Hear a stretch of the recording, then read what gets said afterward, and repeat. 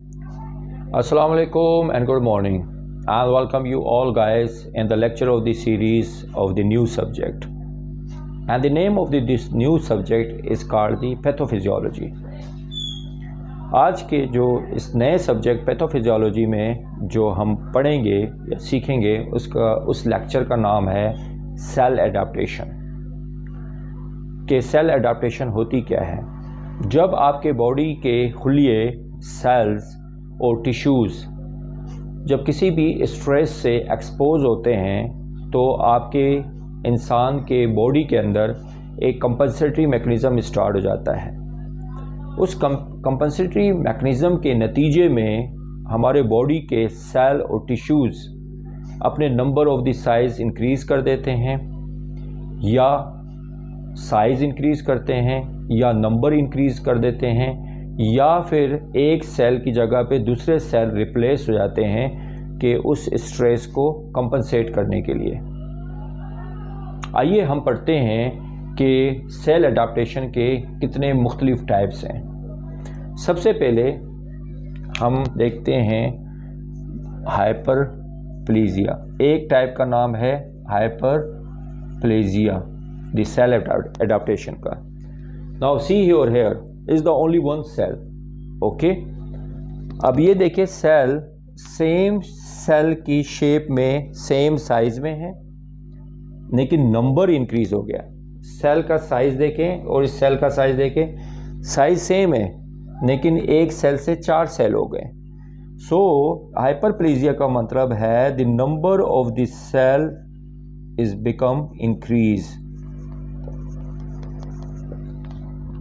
Cell के number जो है ना वो इंक्रीज हो जाती है। Clear that. और वो सेल नॉर्मल शेप में होंगे और नॉर्मल फंक्शन में होंगे।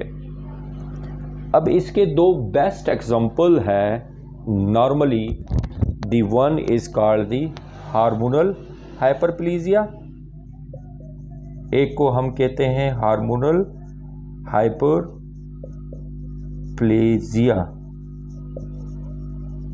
एंड सेकंड का नाम है कंपनसेटरी हाइपरप्लेजिया।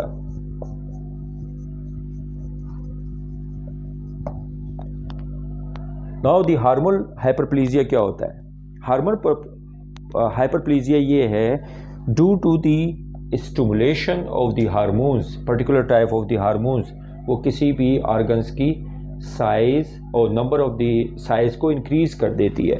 और size number of the cell जब किसी भी ऑर्गन के इंक्रीज हो जाते हैं तो डेफिनेटली उस ऑर्गन का साइज भी इंक्रीज होगा। Clear that. तो इसका सबसे बेस्ट है जो है ना मेमोरी ग्लैंड।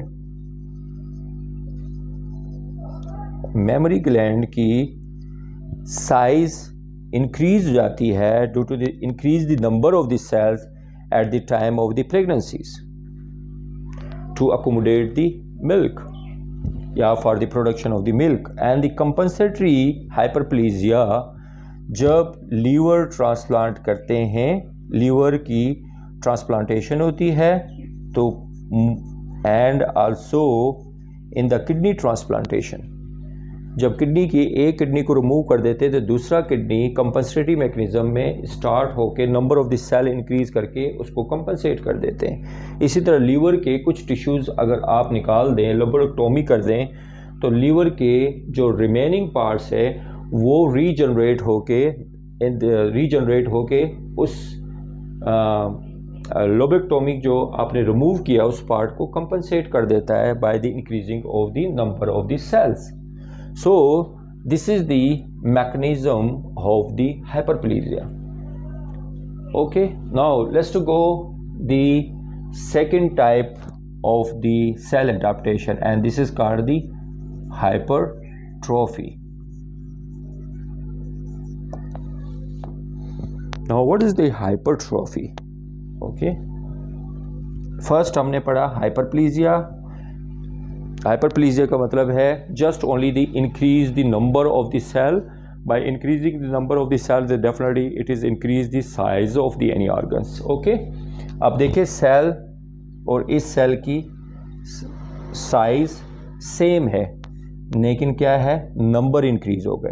अब इस सेल में और इस सेल में देखें, ये सेल इस सेल के बनिस्बत इस सेल की साइज़ क्या है, लार्जर है, बड़ा है।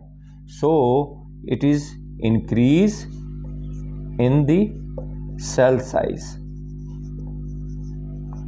अगर सेल को आपकी बॉडी के, हमारी बॉडी के टिश्यूज़ को किसी भी टाइप का स्ट्रेस मिलता है, तो उस स्ट्रेस को कंपनसेट करने के लिए हमारे बॉडी के टिश्यूज़ और सेल क्या करते हैं, अपनी साइज़ इंक्रीज़ कर देते हैं टू कंपनसेट और to face that particular stress. और इसका बेस्ट एग्जांपल ये है जब heart size, okay, muscle size, size increase हो जाते हैं।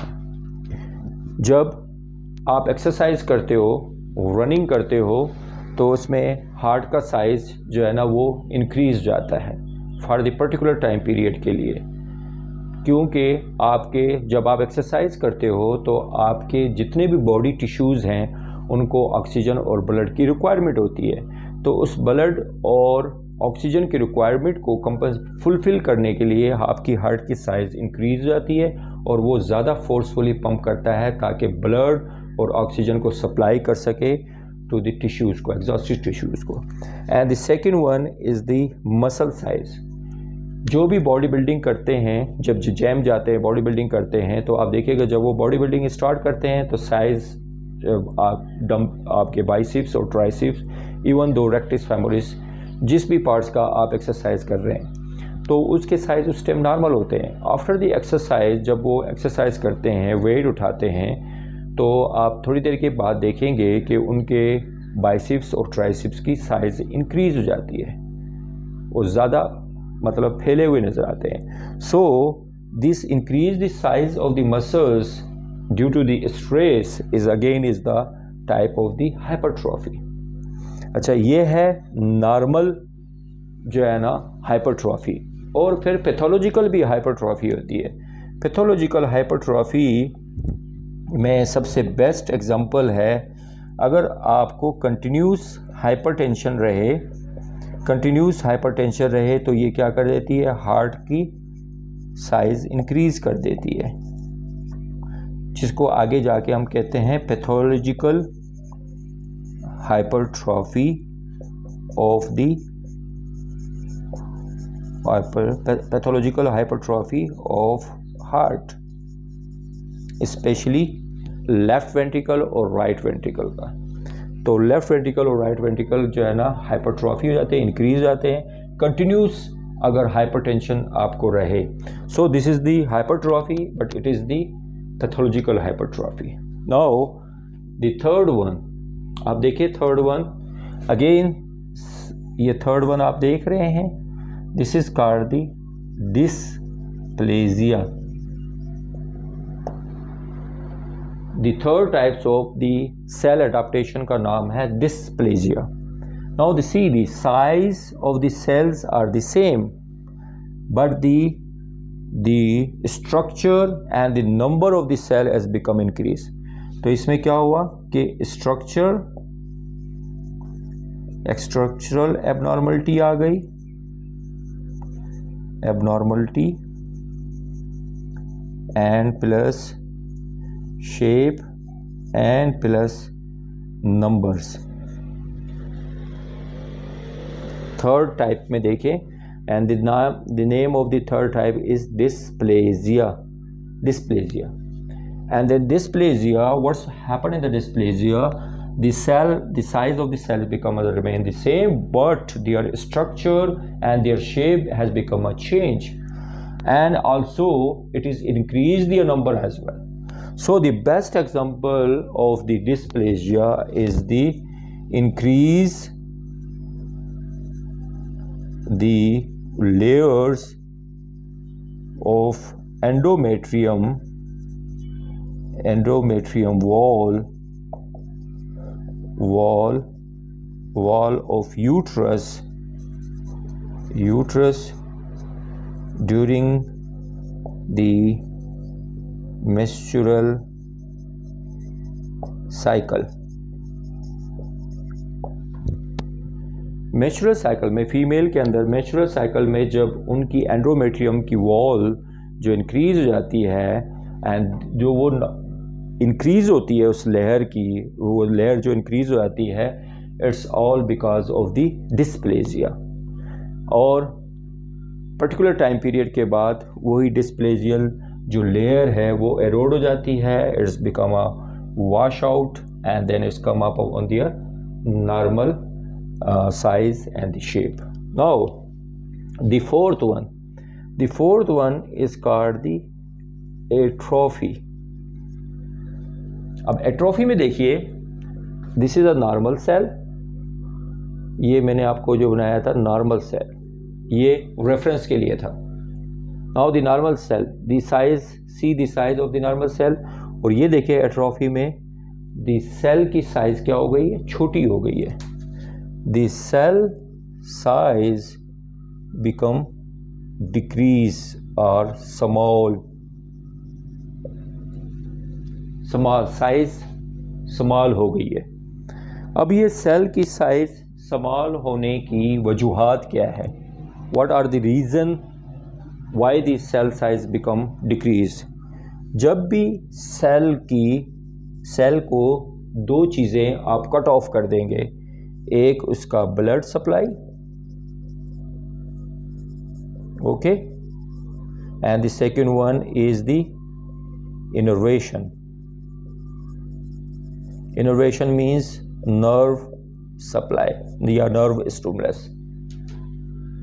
जब सेल को ब्लड सप्लाई नहीं मिलेगी तो ब्लड के अंदर क्या है? Oxygen and also the nutrient as well. Oxygen, glucose and the nutrients, micronutrients and macronutrients, which is present inside the blood, which is supplied for the growth and for the synthesis of the body tissues or the cell. एक तो ये हो गया. Second one is the stimulus by the nerve impulses.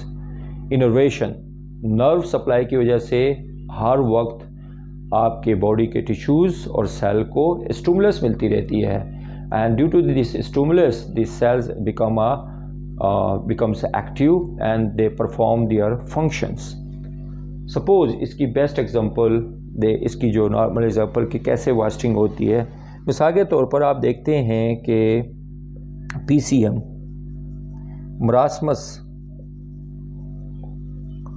Marasmus हो गया, माल nutrition हो गई, माल nutritions. जब आप देखते हैं माल न्यूट्रिशन वाले बच्चे, आपने स्पेशली मारासमस के बच्चे देखे होंगे जिसमें PCM प्रोटीन की जो है ना कैलोरीज जो है ना इनटेक बहुत कम हो जाती है.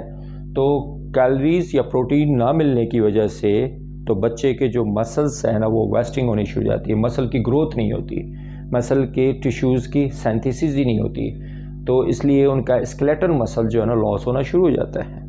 And this is called the marasmus and this is the due to the, और उनके क्यों वास्ट हो जाती है? Because their size of the cell become a decrease और smaller in size.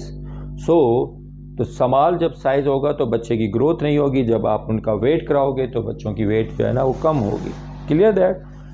And the second one in the Elder population, ageing population जिसको कहते हैं. आपने एजिंग पॉपुलेशन में भी देखा होगा, एल्डर पॉपुलेशन में, कि एजिंग पॉपुलेशन वाले लोग काइफोसिस में जाना शुरू हो जाते हैं. उनके बॉडी के ऊपर जो उनका स्केलेटल मसल जो है ना वास्टिंग होनी शुरू हो जाती है. So it is all because of the supply of the decrease supply of the protein, glucose to the body tissues और to the skeletal muscles of the ageing population. तो उनकी एक तो इनटेक कम हो जाती है, सेकंड वन उनकी मसल्स की वास्टिंग होनी शुरू हो जाती है, डीनेचुरेशन शुरू हो जाती है. तो इसकी वजह से जो है ना उनके मसल मास नहीं होते and there size of the sales become a decrease. And the second one, brain के भी टिश्यूज़ जो है ना उनकी भी साइज़ जो है ना श्रिंक होना शुरू हो जाती है इन द एजिंग पॉपुलेशन में. एजिंग पॉपुलेशन उनकी ब्रेन के टिश्यूज़ की साइज़ क्या हो जाती है? डिक्रीज़ हो जाती है, कम हो जाती है because of the shrinkage. And that's why the उनका कॉग्निशन प्रोसेस, उनके थिंकिंग प्रोसेस और थॉट प्रोसेस जो है ना स्लो डाउन हो जाती है. एजिंग पॉपुलेशन के अंदर। This is the another examples of the atrophy. And the second one, ये तो हुआ blood supply. Now the innervation. अब इनर्वेशन में आप देखिए पोलियोमाइलाइटिस में क्या होगा कि इंटीरियर जो हॉर्न है जो कि मोटर नर्व है, मोटर नर्व या motor cell, motor horn, motor nerve cell जो लोअर न्यूरॉन लेवल पे आपके स्पाइनल कार्ड में जो इनर्वेशन नर्व इम्पल्सिस पहुँचाती है हमारे लोअर लेग के मसल्स को के सेल्स को for the stimulation for the functioning के लिए। जब आपके मोटर नर्व का ही डैमेज हो जाए ड्यू टू द पोलियोमाइलाइटिस की वायरस क्या करती है, आपके लोअर मोटर न्यूरॉन लेवल पे स्पाइनल कार्ड लेवल पे हमारे इंटीरियर मोटर नर्व या मोटर सेल को जो है ना डैमेज कर देती है। जब मोटर सेल डैमेज हो जाएगी तो आपको नर्व इम्पल्सिस आपके मसल्स को मिलती नहीं है, पहुंचती नहीं है। So this cell has become a deprive from the stimulus of the nerve stimulation.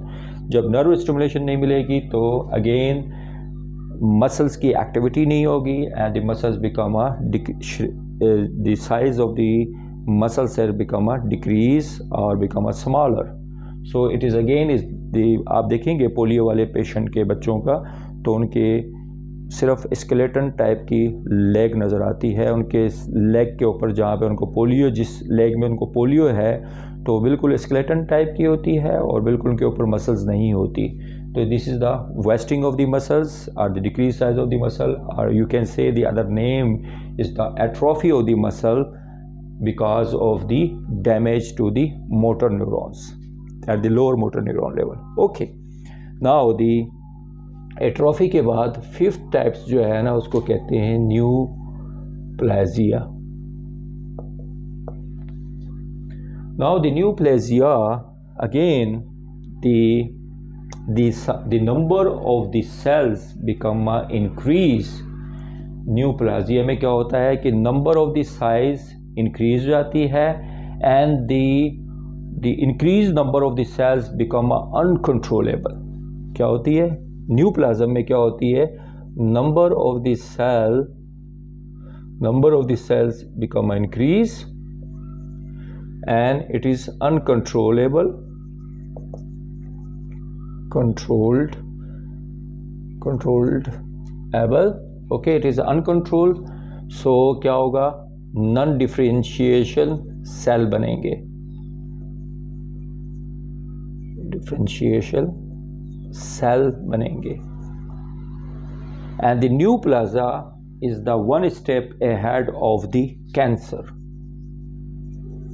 Like a benign tumour.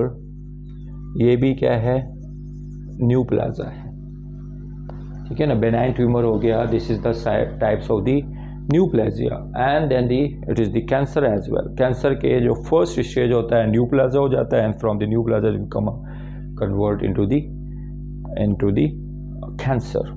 Okay, so the neoplasia is again is the increase the number of the cell and it is become the uncontrollable.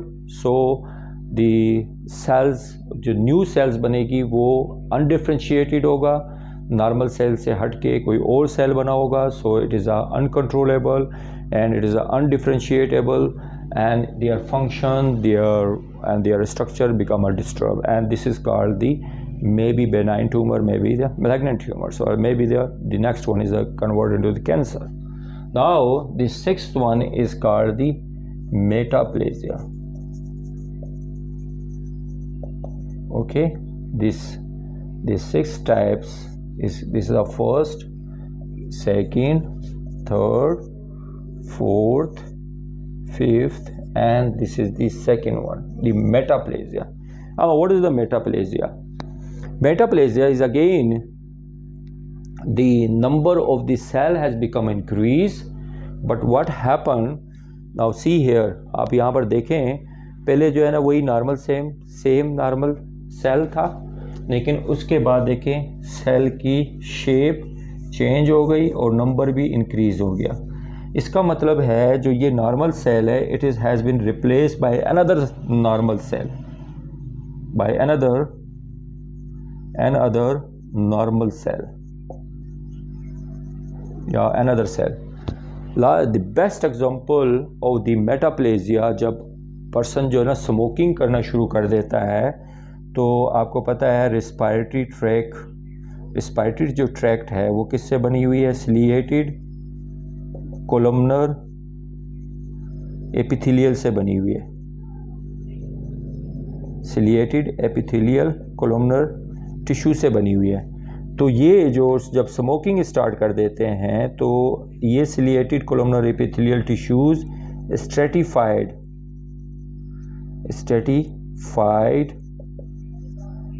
Squamous epithelial में convert हो जाती है। इसका मतलब ये है ciliated columnar epithelial tissues, अगर मैं उसकी शेप आपको यहाँ नज़र आ रही है, मैं यहाँ पर आपको शेप बना देता हूँ ताकि आपको समझने में आसानी हो जाए। नाउ सी हियर, ये कोलमनर टिश्यू है, ठीक है। दिस इज़ अ कोलमनर, देखिए कॉलम शेप में है, एंड दिस इज़ अ सीलिया, आप इसको नज़र आ रहे हैं आपको। अब ये क्या होगा नेक्स्ट, जब आपको स्मोकिंग स्टार्ट कर देता है कोई भी person, it is convert into the multiple layers. Okay, next देखिए, ये सिंगल लेयर था, सिंगल लेयर सेल थी कोलमनर की, देखिए कोई और सेल नहीं है, सिंगल सेल है। अब ये कन्वर्ट हो जाती है स्ट्रेटिफाइड मल्टीपल लेयर सेल में, और वो मल्टीपल लेयर सेल क्या है? Stratified squamous epithelial.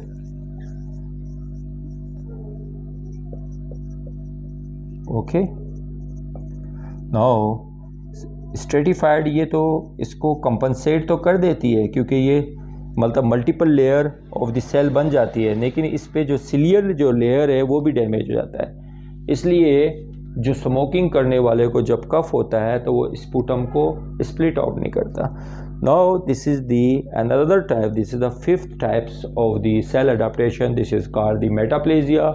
And metaplasia again the number of the size of the cell has become increased and it is replaced by the another normal cells to compensate the stress. Like the best example is the cigarette smoking. Cigarette smoking में क्या होता है कि हमारे जो respiratory tract है वो किससे बने हुए हैं? सिलिएटेड कोलमनर एपिथेलियल टिश्यू से बने हुए, और ciliated columnar epithelial tissues replace हो जाते हैं स्ट्रेटिफाइड स्क्वामस एपिथेलियल टिश्यूज से। और स्ट्रेटिफाइड का मतलब ये है कि multiple layer of the cells, multiple layer of the cells से जो है ना ये कन्वर्ट हो जाता है respiratory tract, because to compensate और to fight with the smoking. Clear that? I hope in the today lecture it's clear your concept about the cell adaptation। कि सेल अडेप्टेशन क्या है? हमने पढ़ा था सेल अडेप्टेशन ये है कि हमारे बॉडी के टिश्यूज़ और सेल जब किसी भी स्ट्रेस से जो है ना एक्सपोज होते हैं तो हमारे बॉडी के अंदर सेल्स और टिश्यूज़ के अंदर एक कंपनसेटरी मैकेनिज़्म स्टार्ट हो जाती है, जिसके नतीजे में हमारे बॉडी के टिश्यूज़ और सेल अपनी साइज़, नंबर्स को या फिर किसी और सेल से जो है ना रिप्लेस हो जाते हैं ताकि उस स्ट्रेस को कंपनसेट कर सके। और फिर हमने पढ़ा कि 6 टाइप्स की जो है ना सेल अडेप्टेशन होती है। एक का नाम है हाइपरप्लेजिया, जिसमें जो है ना नंबर ऑफ दी सेल जो है ना इंक्रीज हो जाती है। सेकंड का मतलब है हाइपरट्रॉफी का मतलब है जिसमें सेल की साइज़ जो है ना वो इंक्रीज हो जाती है। And the third one is the dysplasia में क्या होता है कि number of the cell increase हो जाती है लेकिन उनका शेप, स्ट्रक्चर और मॉर्फोलॉजी जो है ना वो डिफरेंट होती है। Now the fourth one is called the atrophy, and the atrophy the size of the cell become a smaller और डिक्रीज। सो साइज़ जो है ना इंक्रीज हो जाती है because of the cut off supply of the blood, nutrients and then the innervation. Now the fifth one is called the neoplasia in which the number of the cell and the size of the cell is become increased and it's become a unprogrammed कि वो ख़ुद से divide करना शुरू कर देती है, अनप्रोग्राम हो जाती है, अनकंट्रोलेबल हो जाती है. And this neoplasm is the next name is the one step behind of the cancer. Okay, the neoplasm is the first stage of the cancer.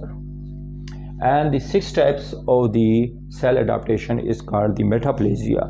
In the metaplasia, the cell, the one type of the cell has become replaced by the another type of the cell to compensate the